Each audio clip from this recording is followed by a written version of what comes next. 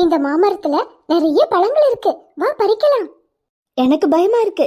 தோட்டக்காரர் வந்தா நம்மள ஒரு வழி பண்ணிருவாரு. அவர் வர்றதுக்குள்ள நம்ம பறிச்சுட்டு ஓடிடலாம். போதும், நேரமாச்சு. வா சீக்கிரம் வீட்டுக்கு போகலாம். மரத்துலதான் இவ்ளோ பழங்கள் இருக்கே, இன்னும் கொஞ்சம் பழங்கள் பறிச்சுக்கலாம். யார் இது என்னோட தோப்புல மாம்பழங்களை திருடுறது? உங்க 2 பேரையும் என்ன பண்றேன் பாரு. ராஜு, தோட்டக்காரர் நம்ம 2 பேரும் பழங்கள் பறிக்கிறத பாத்துட்டாரு. 2 பேரும் பழங்களை கீழே போட்டு ஓடிடலாம். உனக்கு எவ்வளவு தைரியம் இருந்தா என்னோட மரத்துல இருந்து பழங்களை திருடுவ? ஐயா, என்ன மன்னிச்சிருங்க, தெரியாம பறிச்சிட்டேன். தம்பி, என்னை பார்த்து பயந்து ஓடி ஒளியாம உண்மையை ஒத்துக்கிட்டியே, உன்னை பாராட்டுறேன்.